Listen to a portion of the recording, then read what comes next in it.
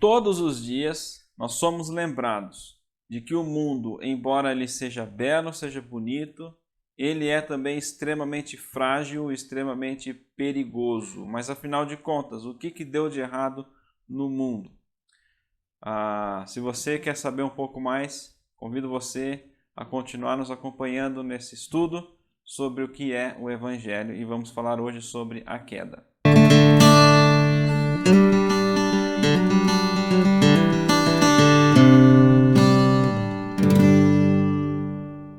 Olá, seja muito bem-vindo a mais um estudo da nossa série sobre o que é o Evangelho.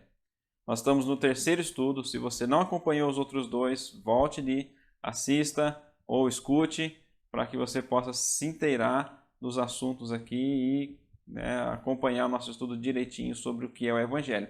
No primeiro estudo, nós vimos a parte introdutória, o que é, o que não é o Evangelho e quais são os capítulos do Evangelho. No segundo estudo, nós vimos sobre o primeiro capítulo do Evangelho, que é sobre a criação, de onde nós viemos. Nesse primeiro capítulo, só dando uma rápida recapitulada, Deus ele cria o mundo em 6 dias, o homem no 6º dia, conforme a sua imagem, a sua semelhança, todas as suas implicações, está tudo lá nesse estudo anterior. Mas ele termina os 6 dias dizendo o seguinte: eis que tudo era muito bom. O primeiro capítulo do Evangelho, o primeiro capítulo e o segundo capítulo da Bíblia, vai nos mostrar uma criação muito boa.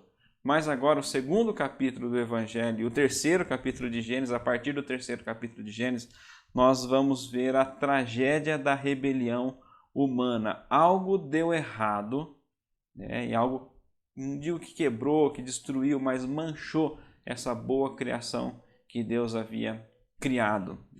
E a resposta, obviamente, é o pecado. O pecado entrou no mundo e ele estragou toda a boa criação de Deus. Então nós vemos ali no capítulo 2, antes da gente entrar no capítulo 3, que fala sobre a tragédia do pecado. O capítulo 2, Deus dá uma ordem solene ali, muito clara para Adão. No capítulo 2, versículo 15, Deus diz para Adão, no versículo 16, e o Senhor ordenou ao homem: coma livremente de qualquer árvore do jardim, mas não coma da árvore do conhecimento do bem e do mal, porque no dia em que dela comer, certamente você morrerá. E aí nós entramos no capítulo 3 de Gênesis, com a tentação de Eva, e Adão também, porque estava do lado ali, Começa dizendo o seguinte: ora, a serpente era a mais astuta de todos os animais selvagens que o Senhor havia feito, e ela perguntou à mulher: foi isso mesmo que Deus disse? Não comam de nenhum fruto das árvores do jardim? Ora, não foi isso que Deus disse. Deus disse: coma livremente de todas as árvores, só não coma de uma. Quando Satanás ele diz que vocês não podem comer nenhuma, vocês não podem comer de nenhuma árvore do jardim, Satanás está focando a mente de Eva naquilo que é proibido, na árvore proibida. E aí Eva, ela se embanana toda ali na sua resposta, ela diz assim: nós podemos comer do fruto da árvore do jardim, mas Deus disse: não comam do fruto da árvore que está no meio do jardim, nem toquem nele, do contrário vocês morrerão. Ora, a resposta de Eva não foi tão precisa, ela não citou literalmente a palavra que Deus havia ordenado ao homem. Primeiro, ela restringe a palavra de Deus. Deus disse: coma livremente de todas as árvores do jardim, e o castigo, para caso eles comessem, é certamente vocês morrerão. Eva restringiu a palavra de Deus quando disse: nós podemos comer das árvores do jardim, mas esqueceu do comer livremente. Nós podemos comer das árvores do jardim. E no castigo, ela diminui a severidade do castigo de Deus. Deus disse: certamente morrerão. Eva diz: morreremos, caso a gente coma esse fruto. E elas não apenas restringem a palavra de Deus, mas Eva também acrescenta a palavra de Deus quando ela diz que nós não podemos nem comer e nem tocar no fruto. Deus não havia ordenado que eles não podiam tocar no fruto. Havia dito apenas que eles não poderiam comer no fruto da árvore. Então, Satanás aproveita essa resposta equivocada de Eva, e ele desmente Deus claramente. Certamente vocês não morrerão. Deus sabe que no dia em que dele comerem, seus olhos se abrirão, e vocês, como Deus, serão conhecedores do bem e do mal. É como se Satanás ele lançasse agora a isca da tentação na frente de Adão e na frente de Eva, né? E Adão estava junto ali, nós vamos ver isso daí também. Não, certamente vocês não morrerão. Ele é enfático, como Deus é enfático na ordem, mas ele desmente Deus. Ele diz: Deus está mentindo para vocês. É certo que vocês não morrerão. Deus mentiu para vocês. E ainda mais, Deus está enganando vocês aqui.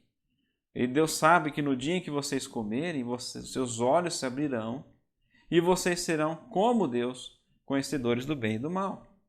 Agora, o que nós aprendemos aqui sobre o pecado, né, e a tentação em si, é que o pecado ele é como um parasita. Ele sobrevive se alimentando da boa criação de Deus. O mundo que nós vemos hoje, né, ele continua sendo em parte a boa criação de Deus, mas o pecado corrompe a boa criação de Deus e polui. O pecado ele não oferece nada de novo para você. É assim como Satanás não ofereceu nada de novo para Adão e Eva. Eles já eram como Deus. Afinal de contas, eles haviam sido criados à imagem de Deus. E de todos os frutos que Deus havia dado para Adão e Eva comer, lá, se você voltar lá para Gênesis 2:9, todos os frutos eram agradáveis aos olhos e boas para o alimento. Satanás não oferece nada de novo. Ele só oferece aquilo que nós já temos de muito bom e melhor, perfeito, que Deus já nos dá, mas ele oferece de uma forma corrompida e deturpada. Esse é o pecado. Você cai no pecado porque você foi enganado. Te ofereceram, Satanás te ofereceu, sua própria carne te ofereceu algo que você já tem plenamente, completamente em Deus, mas agora de uma forma distorcida. E veja bem, Eva caiu no conto do vigário, né? Eva começou a olhar para aquele fruto com outros olhos. Olha só o versículo 6, quando a mulher viu que a árvore parecia agradável ao paladar, era atraente aos olhos, e além disso desejável para dela se obter discernimento, tomou do seu fruto, comeu e o deu ao seu marido, que comeu também. Então Eva caiu na lábia de Satanás. Ela começou a olhar para aquela árvore proibida, até então que ela não poderia nem tocar. Ela começou a olhar com outros olhos. Aquela árvore parecia agradável aos olhos, ao paladar, desejável para se obter discernimento. Afinal de contas, né, como eu já disse, todas as outras árvores eram agradáveis aos olhos e boas para alimento. Mas Eva caiu na lábia de Satanás.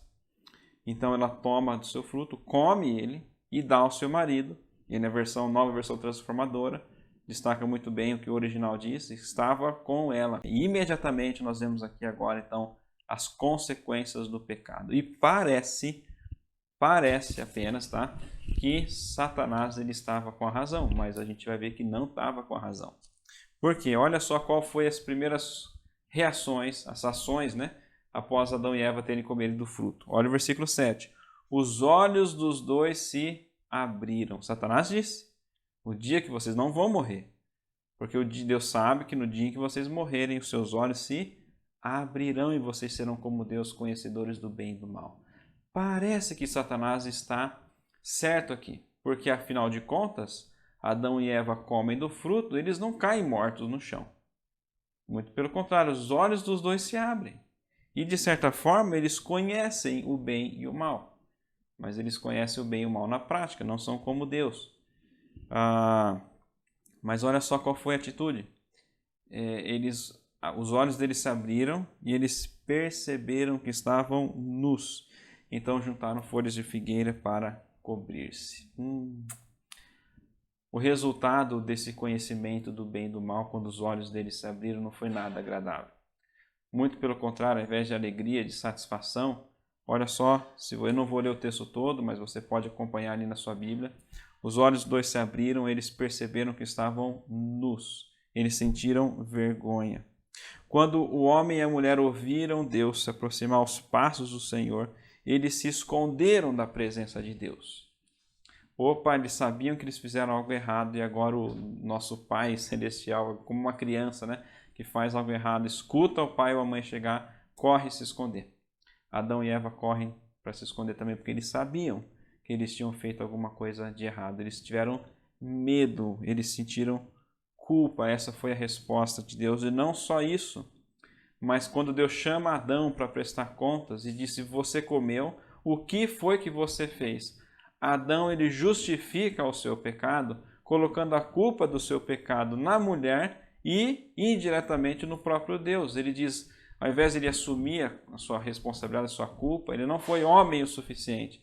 Ele diz o seguinte: foi a mulher que tu me destes. A mulher que tu me destes. Se o Senhor não tivesse me dado essa mulher, eu não teria comido desse fruto. Então a culpa é do Senhor e da mulher, mas menos de mim. Ele está justificando o seu pecado e colocando a sua culpa sobre os ombros da mulher, que até então no capítulo 2 ele estava jurando amores por ela. Essa é osso dos meus ossos e carne da minha carne. Olha só o que o pecado fez, destruiu o relacionamento pessoal do próprio Adão e da própria Eva com eles mesmos, sentiram medo, culpa, vergonha. Rompeu o relacionamento um com o outro, aquele relacionamento harmonioso que havia entre o homem e a mulher foi rompido. Agora o homem acusando, e ora, se Deus havia falado: no dia que vocês comerem desse fruto, certamente morrerão. O que Adão está fazendo aqui, ele foi covarde também.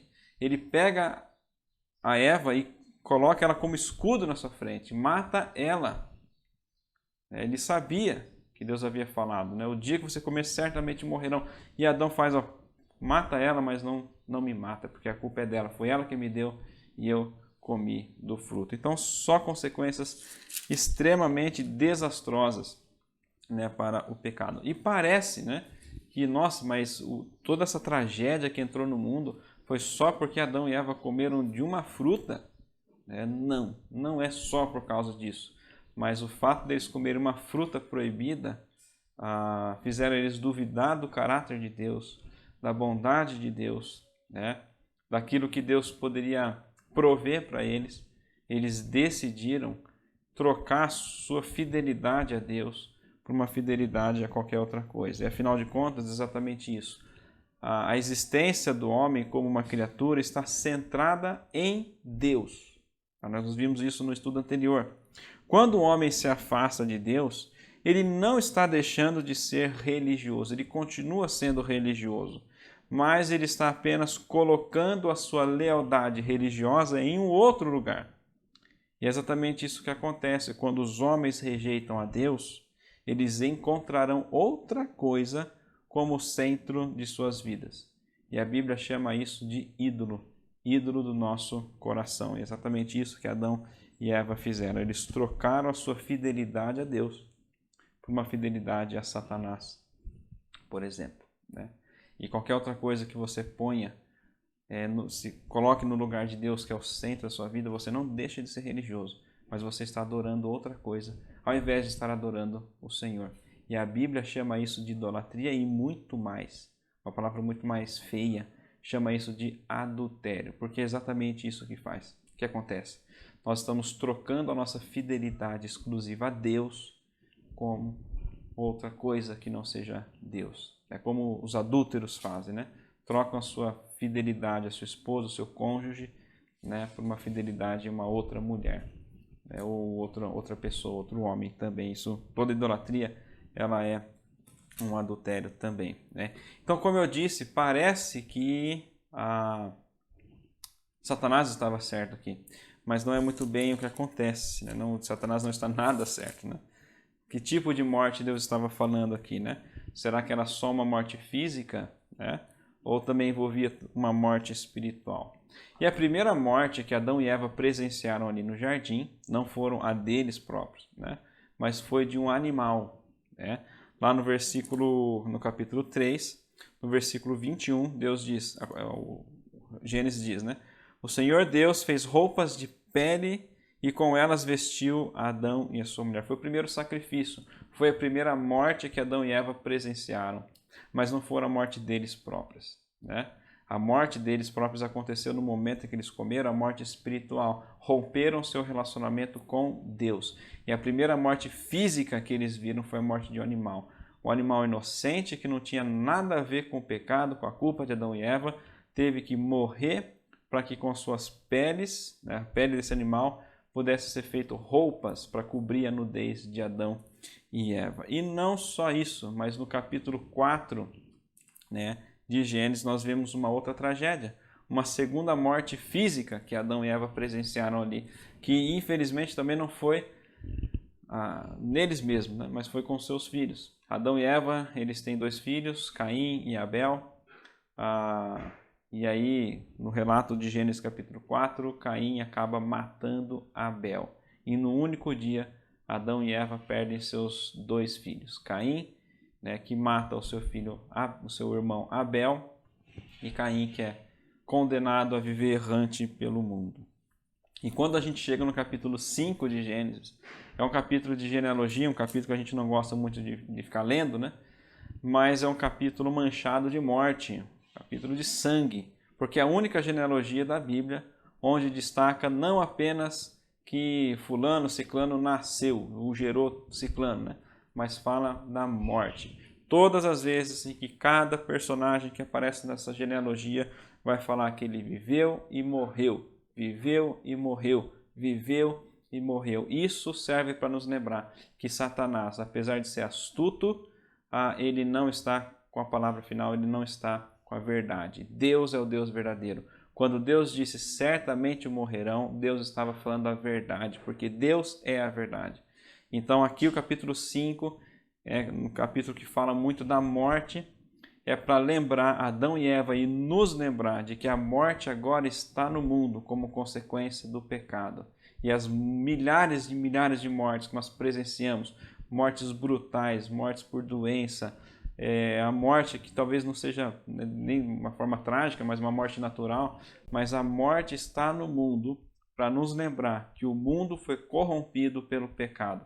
A boa criação de Deus, ela foi manchada por causa do pecado. E não só isso, né?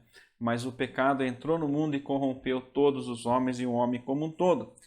Em Gênesis capítulo 6, nós vemos o relato ali, a partir do capítulo 6, né? Da Arca de Noé. Mas olha só qual foi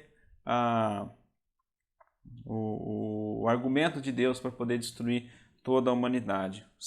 Gênesis 6,5 diz: o Senhor viu que a perversidade do homem tinha aumentado na terra, e que toda a inclinação dos pensamentos de seu coração era sempre e somente para o mal. O pecado corrompeu todos os homens. À medida que os homens se multiplicaram, também o pecado foi se multiplicando no mundo e a maldade como consequência dele também. Mas não só isso, o pecado não atingiu só todos os homens, mas o homem como um todo também. Acompanhe comigo a leitura de Jeremias 17:9, que diz o seguinte: o coração é mais enganoso que qualquer outra coisa, e sua doença é incurável. Quem é capaz de compreendê-lo? Algumas outras versões vai dizer que o coração é desesperadamente corrupto. O pecado manchou o ser humano como um todo. Isaías 66, se eu não me engano, né? O profeta vai dizer o seguinte, que nós somos como o imundo diante de Deus e que os nossos atos de justiça, aquilo que de melhor podemos oferecer para Deus, são como trapos de imundícia. O homem não deixou de ser bom, o homem não deixou de ser incapaz, né, de fazer a bondade, de praticar a bondade, mas o pecado corrompeu o homem de tal forma que para Deus, tudo aquilo de melhor que a gente pode oferecer para Ele é como um trapo de imundícia. Por isso que quando nós formos estudar no próximo capítulo da salvação, por isso que o homem não pode, jamais conseguirá ser salvo pelas suas próprias obras, porque nós somos corrompidos como um todo. E como Paulo diz lá em Romanos capítulo 3, a partir do versículo 10, ele diz o seguinte: como está escrito, não há nenhum justo, nenhum sequer. Não há ninguém que entenda, ninguém que busque a Deus. Todos se desviaram e tornaram-se juntamente inúteis. Não há ninguém que faça o bem, não há nenhum sequer. E na continuação do texto ele vai relembrar que todos nós pecamos, estamos separados da glória de Deus. Efésios capítulo 2, no versículo 1, Paulo vai nos lembrar da nossa situação, da nossa condição espiritual sem Cristo. Vocês estavam mortos nas suas transgressões e nos seus pecados. Essa é a consequência trágica do pecado. O pecado entrou no mundo e corrompeu toda a boa criação de Deus. O ser humano que foi criado para espelhar e espalhar a imagem de Deus como um bom reflexo, que reflete perfeitamente a imagem de Deus, é como se o pecado fosse lá e jogasse lama nesse espelho, ou com uma pedra atingisse o espelho e trincasse ele todinho. O homem continua espelhando a imagem de Deus, mas ele não faz isso mais de forma perfeita, porque ele foi corrompido pelo pecado. Quer ver um exemplo? Nós refletimos a imagem de Deus, que um Deus que é amor, por exemplo. Deus ama e Ele nos criou com essa capacidade de amar também. Mas agora com o pecado, o que nós vemos do reflexo do amor mundano, do amor do homem, não tem nada a ver com o amor de Deus. É um amor egoísta, é um amor infiel, Fala muito-se de adultério, de infidelidade, um amor sem compromisso. Então, ou seja, nós continuamos espelhando a imagem de Deus, mas não de maneira perfeita como nós fomos criados no início para ser. Mas antes de terminar esse estudo, eu gostaria de deixar 3 palavrinhas de esperança. Não quero terminar esse estudo aqui só falando de desgraça do pecado, apesar da esperança maior ser no estudo posterior. Mas eu gostaria de deixar 3 notinhas de esperança. Em primeiro lugar, o pecado não pertence à criação de Deus. O pecado ele foi um acidente, um acidente intencional, causado pelo homem. Mas o pecado não faz parte da boa criação de Deus. Segunda nota de esperança, antes mesmo de alcançar a restauração final, a consumação de tudo, Deus ele não permite que o pecado siga até o fim no seu caminho destruidor. Ou seja, no mundo que nós estamos vivendo ainda, apesar de ser frágil e perigoso, um mundo corrompido, nós vemos ainda pessoas que se amam, pais que educam seus filhos, existe um certo grau de justiça, um certo grau de moralidade nas pessoas. Isso ainda, de certa forma, a arte e as próprias pessoas refletem algo de bom da criação do nosso Deus. E por último, por maior e mortal que o pecado seja, ele é vencido pelo poder vivificador do Evangelho. Então é por isso que nós precisamos ser salvos. E é disso que nós precisamos ser salvos. E o Evangelho é a boa notícia de salvação. E as boas novas, o Evangelho, não são apenas uma mensagem teológica, algo meramente intelectual para você simplesmente entender, mas é o poder de Deus para a salvação de todo aquele que crê. Por isso que nós precisamos ser salvos. O Evangelho é a boa notícia de que em Cristo, eu e você podemos ser salvos e reconciliados com Deus. Amém? Muito obrigado por ter nos acompanhado até agora no nosso estudo e convido você a continuar nos acompanhando nos estudos posteriores sobre o que é o Evangelho. Um grande abraço e fiquem todos com nosso Deus.